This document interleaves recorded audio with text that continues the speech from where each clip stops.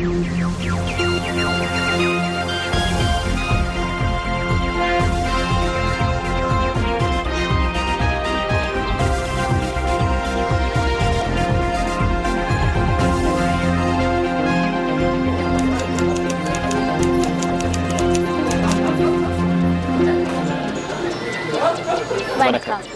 நமது நாட்டின் முதற்தர செய்தி வழங்குனர் நியூஸ் ஃபர்ஸ்டின் பிரதான செய்திகளோடு இணைந்துள்ளீர்கள். விரிவான செய்திகளுக்கு செல்ல முன்னர் முதலில் தலைப்புச் செய்திகள். வடமாகாண ஆளுநரின் தலையீட்டால் தூய நீர் கோரி யாழ்ப்பாணத்தில் நடைபெற்ற உண்ணாவிரதம் கைவிடப்பட்டது. கருணா உள்ளிட்ட தரப்பினர் தமது உறவுகளை கடத்தி சென்றதாக ஜனாதிபதி ஆணைக்குழு முன்னிலையில் சாட்சியம். எதிர்க்கட்சி தலைவர் தொடர்பில் தீர்மானித்து தமக்கு அறிவிக்குமாறு சபாநாயகர் ஐக்கிய மக்கள் சுதந்திர கூட்டமைப்பிற்கு அறிவிப்பு. பாணந்துறை நகரசபையில் அதிகாரிகளுக்கும் உறுப்பினர்களுக்கும் இடையில் மோதல்.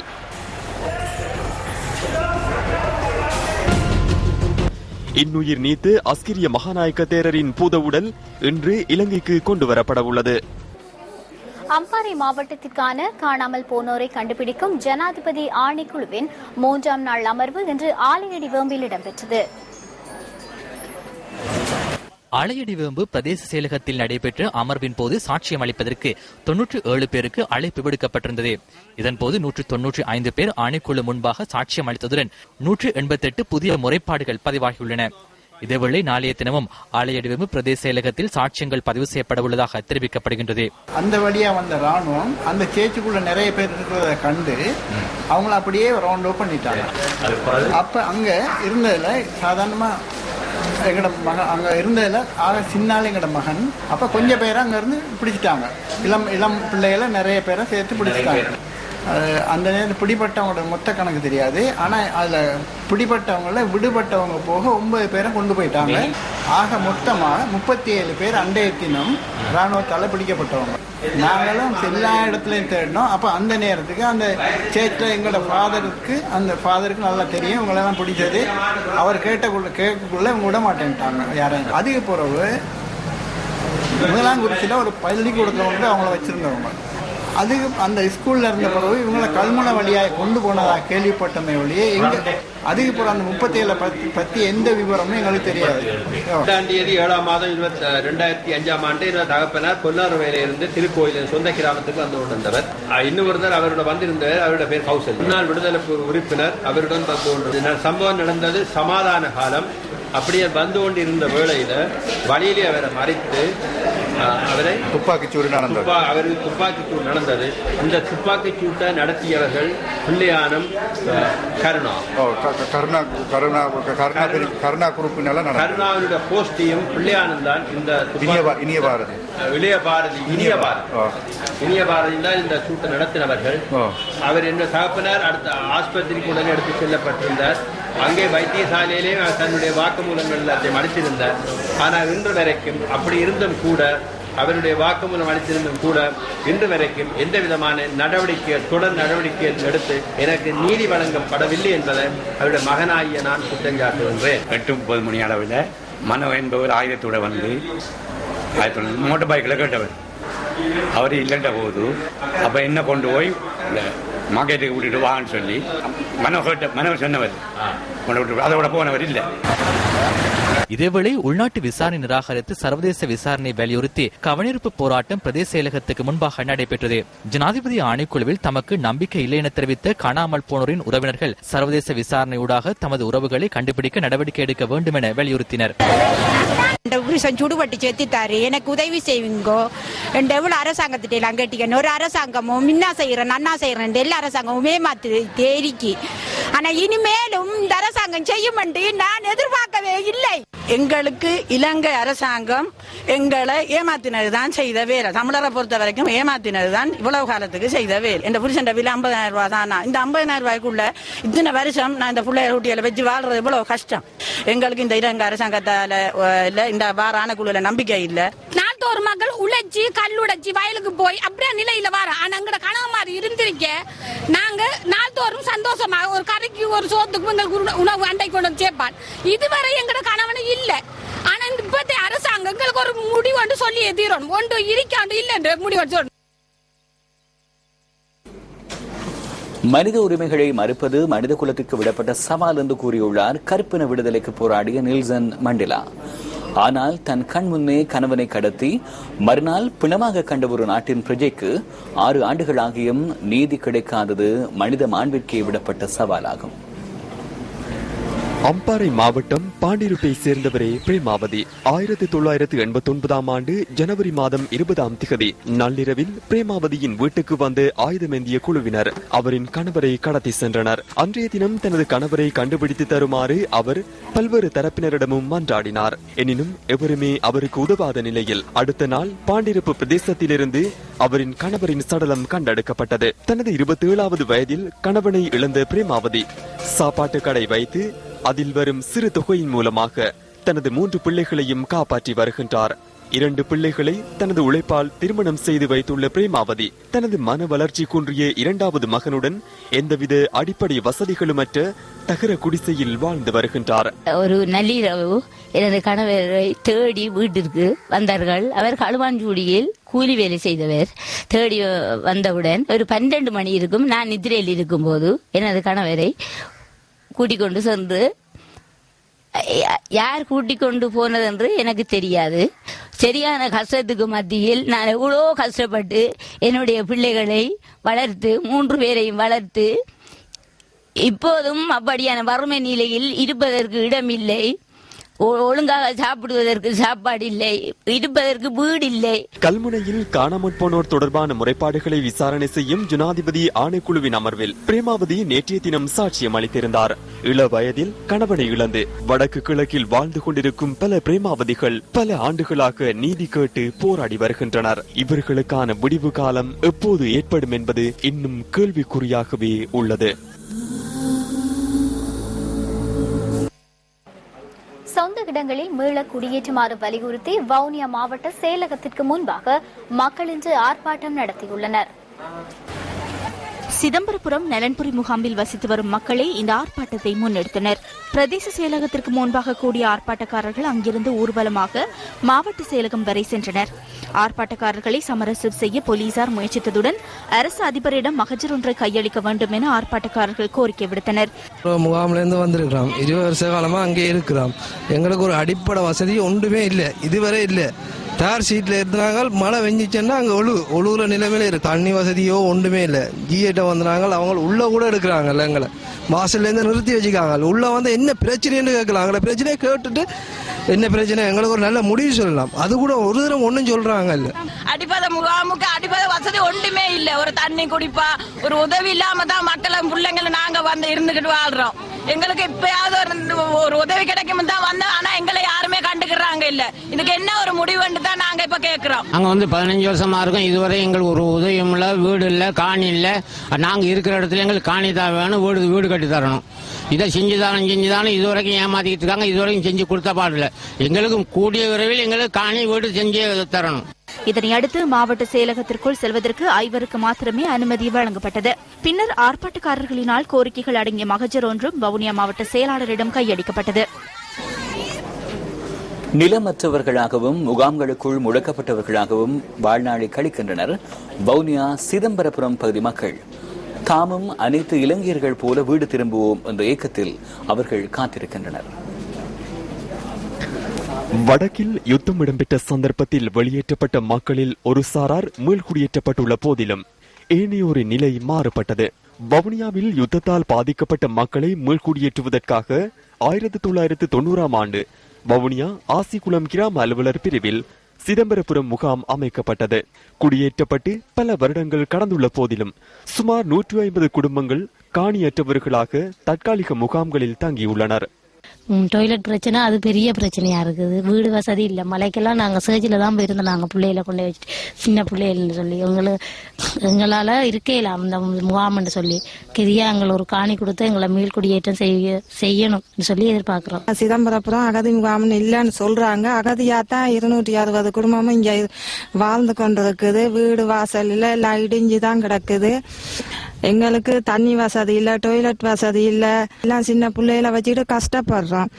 சொந்த நிலத்தில் சொந்த வீடுகளில் வாழ்ந்த மக்கள் இன்று காணியற்றவர்களாக தகர கொட்டகைக்குள் வாழ்வதற்கு நிர்பந்திக்கப்பட்டுள்ளனர்.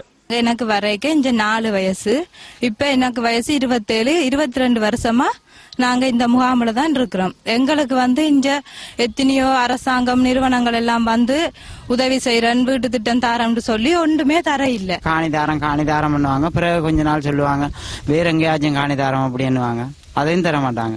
ஒன்றும் இல்லை, இப்படி இதுல தான் ஜீவிச்சுட்டு பிறகு சொன்னாங்க இதுல இடம் தாராமன்னு சொல்லி.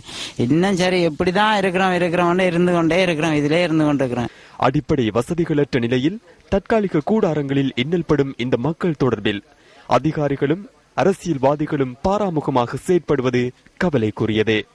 சிதம்பரபுரம் மக்களும் நாட்டின் குடிகள் என்ற அந்தஸ்தை தேர்தல் காலங்களில் மாத்திரம் ஞாபகப்படுத்தும் அரசியல்வாதிகள் பிரச்சனைகளை தீர்ப்பதற்கும் முன்வர வேண்டுமல்லவா? நாட்டின் அபிவிருத்தி நகரங்களை தாண்டி கிராமங்களை சென்றடைய வேண்டும் என ஜனாதிபதி மைத்ரிபால சிறிசேன தெரிவித்துள்ளார். பாகிஸ்தானுக்கான உத்தியோகபூர்வ விஜயத்தை நிறைவு செய்து நாடு திரும்பிய ஜனாதிபதி இன்று நடைபெற்ற நிகழ்வொன்றில் கலந்து கொண்டார். தமிழ் சிங்கள புத்தாண்டை முன்னிட்டு குறைந்த வருமானம் பெறும் 12,850 குடும்பங்களுக்கு மின்சார வசதிகளை பெற்றுக் கொடுக்கும் நிகழ்வு ஜனாதிபதி செயலகத்தில் இன்று நடைபெற்றது. ஜனாதிபதி மைத்ரிபால சிறிசேனவினால் மின் விநியோக திட்டம் ஆரம்பித்து வைக்கப்பட்டது. நாம் எவ்வாறான விடயங்களை பேசினாலும் நாட்டின் அபிவிருத்தி முக்கியமானது. குறிப்பாக வறுமையை போக்குவதற்காக செயற்பட வேண்டும். அதற்காக கிராமிய பொருளாதாரத்தை மேம்படுத்த வேண்டும். கிராமிய சுயதொழில்களை அபிவிருத்தி செய்து அனைத்து பகுதிகளுக்கும் மின்சாரத்தை வழங்க வேண்டும். நாட்டின் அபிவிருத்தியின் போது நகரங்கள் அடையும் பலன்களை கிராமங்களும் காண வேண்டும்.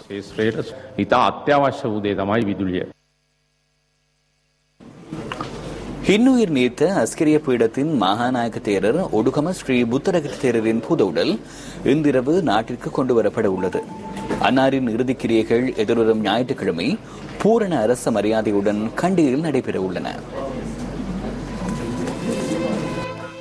அஸ்கிரிய பீடத்தின் மகாநாயகர் ஒடுகம ஸ்ரீ புத்தரகித்த தேரர் சிங்கப்பூரில் சிகிச்சை பெற்று வந்த நிலையில் இன்று அதிகாலை இன்னுயிர் நீத்துள்ளார். அன்னாரின் பூதவுடல் இன்று இரவு இலங்கைக்கு கொண்டு வரப்பட்டு நாளை காலை கண்டி அஸ்கிரி விகாரையில் மக்களின் அஞ்சலிக்காக வைக்கப்பட உள்ளது. கொழும்பு கண்டி பிரதான வீதியினூடாக மக்களின் அஞ்சலிக்கு மத்தியில் பூதவுடல் கண்டிக்கு கொண்டு செல்லப்பட்டு எதிர்வரும் 12ஆம் தேதி வரை அஸ்கிரிய விகாரையில் வைக்கப்பட உள்ளது. அஸ்கிரிய மகாநாயக்க தேரரின் மறைவை அடுத்து அஸ்கிரிய விகாரையின் சங்க சபை இன்று கூடி அடுத்த கட்ட நடவடிக்கை தொடர்பில் ஆராய்ந்தது. இதன்போது சம்பிரதாயபூர்வமாக ஸ்ரீ தலதா மாளிகையின் தங்கத்திலான சாவி அனுநாயக்க தேரருக்கு வழங்கப்பட்டது. 1930ஆம் ஆண்டு மார்ச் 17ஆம் தேதி குருநாகல் தம்பதினிய உடுகம கிராமத்தில் பிறந்த தேரரின் இயற்பெயர் அமரசிங்க. 1945ஆம் ஆண்டு உடுகம ஸ்ரீ புத்தரகித்த தேரர் எனும் பெயரில் துறவரம் பூண்ட இவர் 1966ஆம் ஆண்டு அஸ்கிரி பீடத்தின் சங்க சபைக்கு நியமிக்கப்பட்டு 1988ஆம் ஆண்டு அனுநாயக்க தேரராக தெரிவானார். அதனை அடுத்து 1999ஆம் ஆண்டு டிசம்பர் 13ஆம் தேதி உடுகம ஸ்ரீ புத்தரகித்த தேரர் அஸ்கிரிய பீடத்தின் மகாநாயக்க தேரராக நியமிக்கப்பட்டார். அதன் பின்னர் பௌத்த மதத்தின் மேம்பாட்டிற்காகவும் சமூக முன்னேற்றத்திற்காகவும் அளப்பரிய பல சேவைகளை ஆற்றி மக்கள் மனதில் பதிந்துள்ளார்.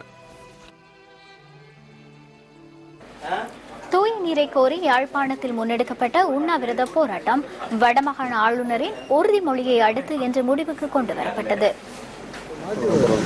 தூய நீரை பெற்றுத்தருமாறு வலியுறுத்தி நேற்று நல்லூர் கந்தசுவாமி ஆலய முன்றலில் தூய நீருக்கான மக்கள் ஒன்றியத்தினால் இந்த உண்ணாவிரத போராட்டம் ஆரம்பிக்கப்பட்டிருந்தது. யாழ்ப்பாணம், சுண்ணாகம் மற்றும் அதனை சூழவுள்ள பகுதிகளில் நிலத்தடி நீரில் கழிவு எண்ணெய் கலந்திருப்பது நீர்வளங்கள் வடிகாலமைப்பு சபை முன்னெடுத்த ஆய்வின் மூலம் உறுதிப்படுத்தப்பட்டுள்ளதாக உண்ணாவிரத போராட்டத்தில் ஈடுபட்டுள்ளவர்கள் சுட்டிக்காட்டியுள்ளனர். இந்த புத்தகம் கடந்த வருடம் டிசம்பர் மாதம் நீர்வளங்கள் வடிகாலமைப்பு செய்யப்பட்ட புத்தகம். இது தெளிவாக கிணற்று மாளிகளில் ஓயில் கிரீஸ் கலந்தது என்பது ஏற்றுக்கொள்ளப்பட்டிருந்தது. இது விஞ்ஞானபூர்வமான ஆதாரம். இது அரசு நிறுவனம் ஒன்றினால் தான் செய்யப்பட்டது. இந்த அடிப்படையிலேயே சுகாதார வைத்திய அதிகாரிகள் எம்ஓஹெச் அந்தந்த பிரிவுக்கான எம்ஓஹெச் அவர்கள் இந்த நீரை பருக வேண்டாம் என்பதை சொல்லியிருந்தார்கள். இந்த அறிக்கை முதலமைச்சருக்கும் கௌரவ விவசாய அமைச்சர், கௌரவ சுகாதார அமைச்சர் அவர்களுக்கும் இதன் பிரதிகள் அனுப்பப்பட்டதாக நீர்வளங்கள் வடிகாலமைப்பு சபையின் முகாமையாளர் சேரணி கூட்டங்களில் தெரிவித்திருந்தார். எவ்வளவு தூரம் இந்த நீர் மாதிரிகள் எங்கெங்கே நீர் மாதிரிகள் பரிசோதனைக்கு உட்படுத்தப்பட்ட என்பதும் எங்கெங்கே ஆயில் அண்ட் கிரீஸ் வந்து இருக்கு என்பதும் அதாவது ஜிபிஆர்எஸ் மேப்பூடாக தெளிவாக எடுத்து காட்டப்பட்டிருந்தது. நாங்கள் கேட்ட கோரிக்கைகளுக்கு தெளிவான சொற்பிரயோகத்தின் அடிப்படையிலும் தெளிவான மனநிலையிலும் இதய சுத்தியோடையும் அவர்களுடைய பதிலும் ஒரு திறந்த மனத்தோடான பதிலையும் தான் நாங்கள் எதிர்பார்க்கிறோமே தவிர மூடி மறைக்கிறதையும் மழுப்பல்களையும் இன்னும் இழுத்தடிச்சு கொண்டு 12ஆம் தேதி 20ஆம் தேதி காத்திருக்கிறதையும் வந்து நாங்கள் ஒரு நாளும் ஏற்றுக்கொள்ள மாட்டோம். நாங்கள் எங்களோட சக்தியை இழக்கிறதுக்குள்ள இந்த இதுக்குரிய முடிவுகள் வரும் என்று சொல்லி நம்புறோம். உண்ணாவிரதத்தில் ஈடுபட்டவர்களை வடமாகாண முதலமைச்சர் நேற்றிரவு சந்தித்த போது நீர் பிரச்சினைக்கு உரிய முறையில் தீர்வினை பெற்றுத் தருவதாக எழுத்து மூலம் அறிவிக்குமாறு உண்ணாவிரதத்தில் ஈடுபட்டிருந்தவர்கள் கோரியிருந்தனர். அதனைத் தொடர்ந்து நிலக்கீழ் நீர் தொடர்பாக முழுமையாக ஆய்வு அறிக்கைகள் கிடைக்கப்பெறும் வரை தற்போது பாதிக்கப்பட்டதாக தெரிவிக்கப்படும் பகுதிகளில் மேற்கொள்ளப்பட்டு வரும் நீர் விநியோகம் தொடர்ந்தும் வழங்கப்படும் என்று முதலமைச்சர் நேற்றிரவு எழுத்து மூலம் உறுதியளித்திருந்தார்.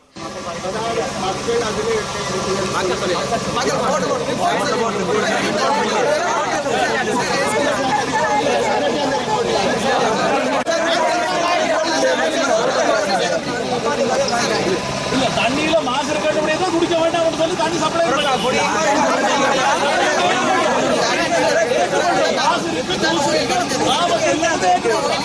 எனினும் இதனை ஏற்றுக்கொள்ள முடியாது என்று தெரிவித்து உண்ணாவிரத போராட்டத்தில் ஈடுபட்டவர்கள் போராட்டத்தை தொடர்ந்து முன்னெடுத்தனர். உண்ணாவிரத போராட்டத்தில் ஈடுபட்டவர்களின் உடல்நிலை மோசமடைந்து வந்தமையினால் அவர்களின் சிலருக்கு இன்று ஆம்புலன்ஸ் வண்டிகளில் தற்காலிகமாக சிகிச்சைகள் அளிக்கப்பட்டதோடு இருவர் யாழ் போதனா வைத்தியசாலைக்கு அனுப்பி வைக்கப்பட்டனர். அதனைத் தொடர்ந்து இன்று பிற்பகல் முதலமைச்சரிடமிருந்து 2 தடவைகள் திருத்தங்கள் மேற்கொள்ளப்பட்ட உறுதிமொழிகள் உண்ணாவிரதத்தில் ஈடுபட்டவர்களுக்கு வழங்கப்பட்டது. நீதியரசர் காவி விக்னேஸ்வரன், முதலமைச்சர் வடமாகாணம். வேலையை நிபுணர் கொடுக்குறது எங்களோட வேலை இல்லையா? 2 தடவை நாங்கள் நிராகரிக்கின்றோம். எனினும் குறித்த உறுதிமொழிகளில் தமது நீர்ப்பிரச்சினைக்கான தீர்வாக தங்களால் முன்வைக்கப்பட்ட கோரிக்கைகளுக்கு பதில் வழங்கப்படவில்லை என தெரிவித்து அதனை போராட்டத்தில் ஈடுபட்டவர்கள் ஏற்றுக்கொள்ள மறுத்தனர். நாங்கள் போன் பண்ணவே இல்லை. நாங்கள் இதனையடுத்து இன்று பிற்பகல் சம்பவ இடத்திற்கு வருகை தந்த வடமாகாண ஆளுநர் GS பலிகக்கார மற்றும் யாழ் அரசாங்க அதிபர் N வேதநாயகன் ஆகியோர் மத்திய அரசும் மாகாண அரசும் இணைந்து ஒரு கிழமைக்குள் தீர்வை ஏற்படுத்த நடவடிக்கை எடுப்பதாக கூறிய பின்னர் உண்ணாவிரத போராட்டம் கைவிடப்பட்டது.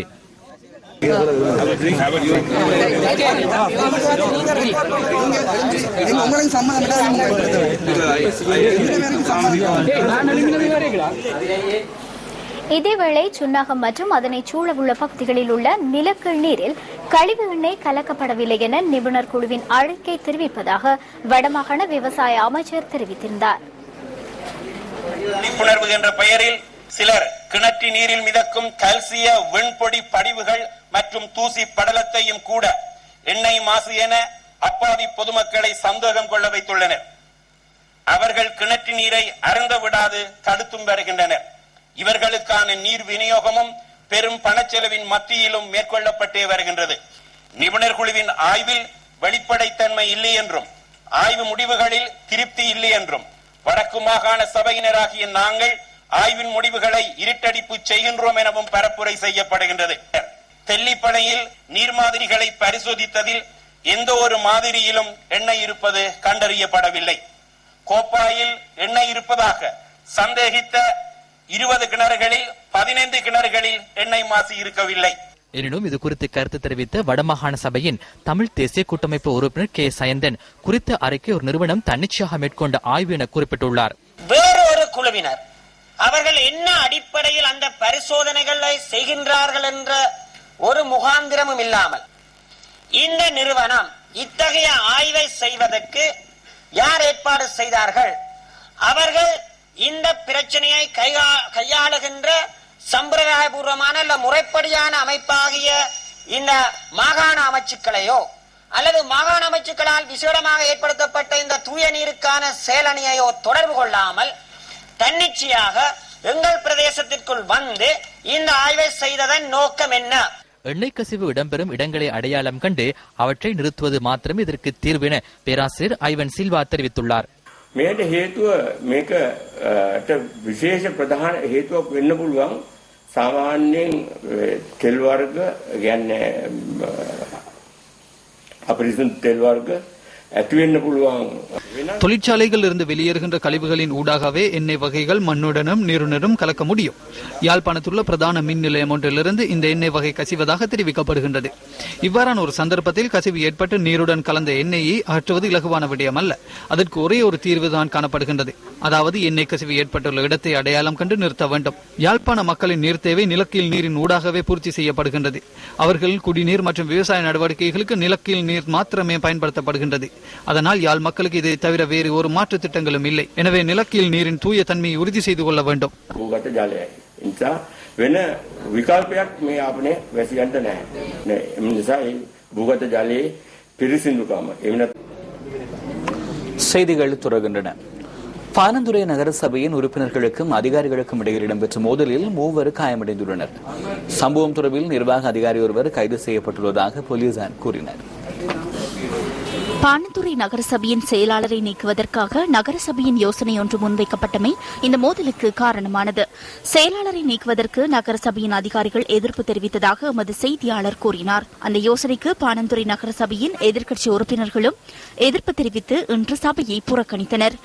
ஐக்கிய மக்கள் சுதந்திர கூட்டமைப்பின் 3 உறுப்பினர்கள் கலந்து கொண்ட நிலையில் சபை அமர்வு ஆரம்பமான போது யோசனைக்கு எதிர்ப்பு தெரிவித்து அதிகாரிகள் சபையினுள் பிரவேசித்தனர். அப்போது அமைதியின்மை ஏற்பட்டது.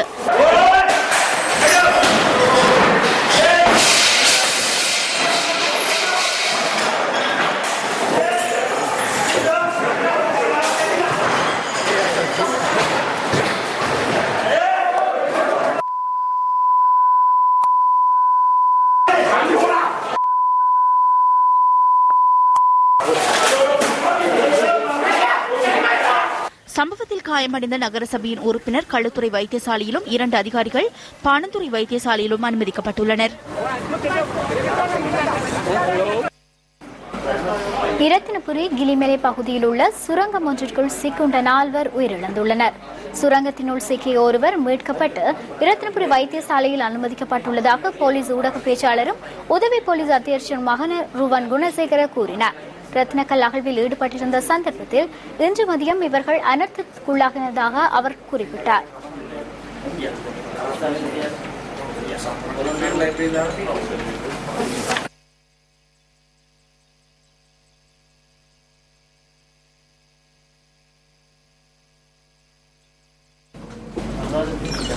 எதிர்க்கட்சித் தலைவர் பதவி தொடர்பில் ஏற்பட்டுள்ள சிக்கல் நிலை குறித்து அமைதியான முறையில் கலந்துரையாடி தீர்மானம் ஒன்றை அறிவிக்குமாறு சபாநாயகர் சமல் ராஜபக்ச ஐக்கிய மக்கள் சுதந்திர கூட்டமைப்பின் பொதுச் செயலாளர் சுசில் பிரேமஜயந்தவுக்கு இன்று தெரிவித்துள்ளார்.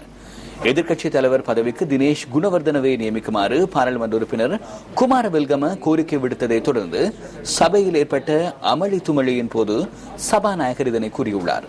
பாராளுமன்றத்தில் தெரிவிக்கப்பட்ட கருத்துக்களை எமது அடுத்த பிரதான செய்திகளில் எதிர்பாருங்கள்.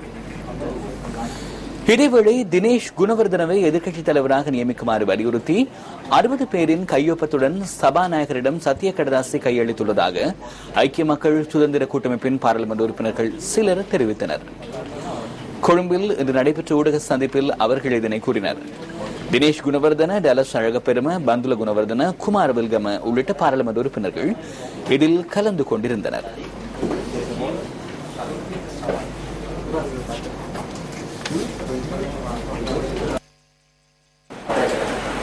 2014 அரசு விருது வழங்கல் விழாவில் MTV MBC ஊடக வலையமைப்பிற்கு 5 விருதுகள் கிடைத்துள்ளன. அதில் 3 விருதுகளை நியூஸ் ஃபர்ஸ்ட் பெற்றுக்கொண்டது.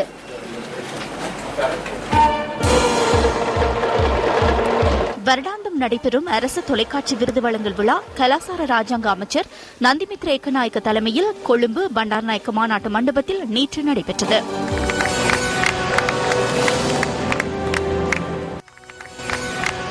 இதன்போது சிறந்த தொலைக்காட்சி செய்தி அறிக்கையிடலுக்கான விருது நியூஸ் ஃபர்ஸ்டின் கந்தவேல் மயூரனுக்கு வழங்கப்பட்டது.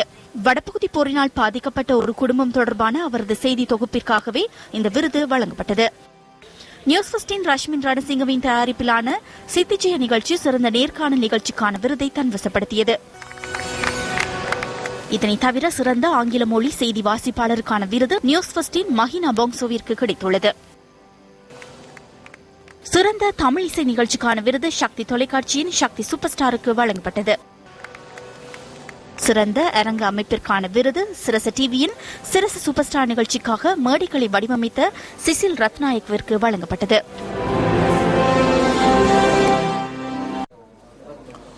காலம் காலமாய் முதலாளித்துவ வர்க்கத்திற்காய் உழைக்கும் மலேக மக்களுக்கு அதற்கேற்ற ஊதியம் வழங்கப்படுகிறதா என்பது கேள்விக்குறி. தேயிலை கூடைகளை தோளில் சுமந்து கூனிப்போன மலேக மக்கள், ரத்தம் உறிஞ்சும் அட்டைகளுடனான வாழ்க்கை. காலை 8 மணி தொடங்கி பொழுது சாயும் வரை வேலை. வேலைக்கேற்ற ஊதியம் கேட்டு உலகில் பல வர்க்க போராட்டங்களை கண்டிருக்கின்றோம். 8 மணி நேர வேலையை நிர்ணயித்தது பிரெஞ்சு புரட்சி. ஆனால் மலேக மக்களுக்கோ ஆங்கிலேயர் காலம் தொட்டு போராடியும் உழைப்புக்கேற்ற ஊதியம் என்பது பகல் கனவாகவே இருந்து வருகின்றது. பண்டாரவலை எல்ல பிரதேச சபைக்குட்பட்ட கிணலன் தோட்ட மக்களும் இதற்கு விதிவிலக்கல்ல. மாதம் ஒன்றுக்கு 18 நாட்களுக்கும் மேல் வேலை. நாளொன்றில் 18 கிலோகிராமுக்கும் மேல் கொழுந்து பறிப்பதற்கான நிர்பந்தம். நாகரிக உலகம் மாறிக்கொண்டிருக்கும் சூழ்நிலையில் பொருளாதாரம் உலகமயமாக்கல், தனியார் மயமாக்கல், தாராளமயமாக்கல் கொள்கையை பின்பற்றி வரும் நிலையில் மாதம் ஒன்றுக்கு 7000 அல்லது 8000 என்ற சொற்ப ஊதியம் தமது வாழ்க்கையை நிறைவு செய்யுமா என்று ஏங்கி தவிக்கின்றனர் மலையக மக்கள். ஆனா இந்த சம்பளம் வருமானம் பத்தாது. ஒரு ஆள் வேலை செஞ்சாலும் 6000 ரூபாய் 7000 ரூபாய் தான் கொடுக்குறாங்க. அதனால வேண்டி 18 நாள் பேர் போட்டால் தான் அந்த சம்பளமும் விடுது. அதுலேயும் வேற போனஸ் கொடுத்தா அதுலேயும் சம்பளத்தையும் குறைச்சிக்கிட்டு இபிஎஃப்பும் முடிச்சுக்கிறாங்க. அப்போ ஆளுங்க என்ன விலைவாசி குறைச்சிருக்கு எங்கே குறைச்சிருக்கு? ஒரு காலம் குறைக்கல. கஷ்டத்தில் தான் மத்தியில் ஆளுங்க வேலை செய்கிறாங்க. ஓட்டு வாங்க மட்டும் வர்றீங்க. முன்னேனா வாகனம் இருந்துச்சு. இப்போ எங்களுக்கு மலையில எதுவும் ஒரு பிரச்சனைனா வாகனம் இல்லை. எப்படியும் காலையில ஒரு பிரச்சனைனா எப்படியும் 2 மணி 3 மணிக்கு தான் வாகனம் வந்து கிடைக்குது. கடந்த காலத்தில் குடியுரிமையை இழந்து மீளப்பெற்ற மலையக மக்கள் தற்போது தமது வாழ்வுரிமைக்காக போராடி வருகின்றனர். என்றோ ஒரு நாள் விடியல் வரும் என்று காத்திருக்கும் மலையக மக்களுக்கு அரசாங்கம் தலையிட்டு இவர்களுக்கான உரிய தீர்வை ஏற்படுத்தும் என்றே நாம் நம்பிக்கை கொள்வோம்.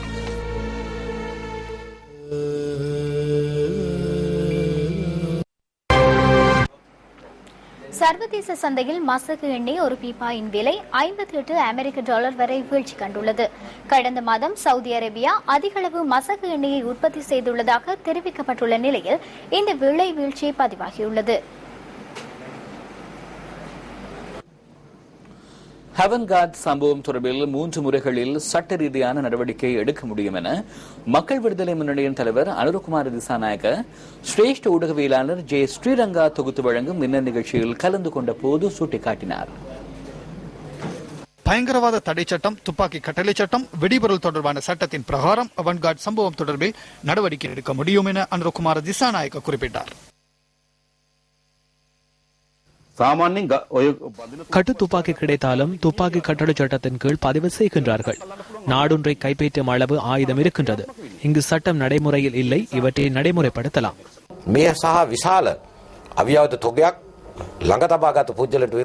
பாரிய அளவில் ஆயுதங்களை வைத்திருந்த ஒருவர் மீது சட்டத்தை ஏன் நடைமுறைப்படுத்தவில்லை என்பது கேள்விக்குறி. இந்த சட்டமூலத்தின் பிரகாரம் முப்படைகளுக்கு மாத்திரமே ஆயுதங்களை வைத்திருக்க முடியும். ஆனாலும் இந்த ஆயுதங்கள் எங்கே கொண்டு செல்லப்பட்டன, இதன் ஊடாக என்ன நடந்தது, ஆயுத விற்பனை இடம்பெற்றதா என்பது குறித்து கவனம் செலுத்தப்பட வேண்டும். இது தொடர்பில் நடவடிக்கை எடுப்பதாக தெரியவில்லை. எனவே இந்த சட்டவிரோத மிதக்கும் ஆயுத களஞ்சிய சாலை தொடர்பில் உரிய முறையில் விசாரணைகளை மேற்கொண்டு தராதரம் பாராமல் அனைவரையும் சட்டத்தின் முன் நிறுத்த வேண்டும். இல்லை என்றால் நல்லாட்சி வீழ்ச்சி அடையும் என்பதில் எவ்வித சந்தேகமும் இல்லை. පුද්ගලික ආයතනයකට ලංකා නීතිය අනුව අවිගබඩා කිරීමේ පහසුකම් ලැබෙන්නේ නැහැ නීතියෙන්. இலங்கை சட்டத்தின் பிரகாரம் தனியார் நிறுவனம் ஒன்றுக்கு ஆயுத களஞ்சிய சாலை ஒன்றை முன்னெடுத்து செல்ல முடியாது. காலை துறைமுகத்துக்குள் இதனை களஞ்சியப்படுத்தி இருந்தனர். இந்த அளவு தொகை ஆயுதத்தை எவ்வாறு ஒரு இடத்தில் களஞ்சியப்படுத்தி வைப்பது? MV மகனூர் எனும் கப்பலில் இந்த ஆயுதங்கள் களஞ்சியப்படுத்தப்பட்டிருந்தன. சிலோன் ஷிப்பிங் லிமிடெட் நிறுவனத்தின் கப்பல் மொங்கோலியா கொடியின் கீழ் பதிவு செய்யப்பட்டுள்ளது. இலங்கை கொடியின் கீழ் பதிவு செய்யப்படவில்லை. அது வேறு நாட்டில் பதிவு செய்யப்பட்ட கப்பலாகவே கருதப்படும். இலங்கை கடற்பரப்பு துறைமுகத்தில் எவ்வாறு இந்த கப்பல் நிறுத்தப்பட்டது? எனவே இது தொடர்பில் அனைவரையும் விரைவில் சட்டத்தின் முன் நிறுத்த வேண்டும். திரைசேரி முறைகளூடாக அரசாங்கம் பெற்றுக்கொள்ளக்கூடிய கடன் நிலையை அதிகரிப்பதற்கு பாராளுமன்ற அனுமதி கிடைக்கப்பெறாமல் இருந்தாலும் முறைகளூடாக தேவையான அளவு கடன் பெற்றுக்கொள்ள முடியும் என பிரதிநிதி அமைச்சர் கலாநிதி ஹர்ஷடி சில்வா தெரிவிக்கின்றார். அவ்வாறு கடன் பெறுவதால் மக்கள் மீது சுமத்தப்படும் சுமை அதிகரிப்பதாக அவர் சுட்டிக்காட்டுகின்றார். திரைசேரி முறைகளூடாக அரசாங்கம் பெற்றுக்கொள்ளக்கூடிய கடன் எல்லையை 400 பில்லியன் ரூபாவால் அதிகரிப்பதற்கான சட்டமூலம் பாராளுமன்றத்தில் நேற்று தோற்கடிக்கப்பட்டது. கடன் தவணை மற்றும் கடனுக்கான வட்டி என்பவற்றை செலுத்த அரசாங்க வருமானத்தை பெற்றுக்கொள்ளும் நாளாந்தம் செயற்பாடுகளுக்கு போதிய அளவில் நிதி இல்லை என பிரதி அமைச்சர் சுட்டிக்காட்டுகின்றார். எனவே திரைசேரி முறைகளூடாக குறுகிய கால மற்றும் குறைந்த வட்டிக்கான கடனை அதற்காக பயன்படுத்த அரசாங்கம் உத்தேசித்தது. ஆனால் அதற்கான வாக்கெடுப்பு 21 வாக்குகளால் நேற்று தோற்கடிக்கப்பட்டது. குறித்த வாக்கெடுப்பு நடத்தப்பட்ட சந்தர்ப்பத்தில் பிரதமர், விடயத்திற்கு பொறுப்பான அமைச்சர், எதிர்க்கட்சி தலைவர் ஆகியோர் சபையில் இல்லாமை குறித்து பலவிதமான கருத்துக்கள் தெரிவிக்கப்பட்டன. குறைந்த காலப்பகுதிக்குள் குறைந்த அளவு கடன் எடுப்பதை விட நீண்ட கால அடிப்படையில் குறைந்த வட்டிக்கு கடன் எடுக்கவே நாம் எதிர்பார்க்கின்றோம். அதிலும் மேலும் குறையும் போது அந்த தொகையை அபிவிருத்திக்கு பயன்படுத்தலாம். மஹிந்த ராஜபக்சவின் குழுவில் விமல் வீரவங்ச மாத்திரம், மைத்ரிபால சிறிசேனவின் அணியில் 52 குழுக்கள் இருக்கின்றன என்பது நிரூபிக்கப்பட்டது. இது குறித்து விவாதிக்கும் போது நிமல் சிறிபால டி சில்வா ஆரம்பித்தார் வாக்கெடுப்பு தேவையில்லை என. நானும் பிரதமரும் அங்கிருக்கவில்லை.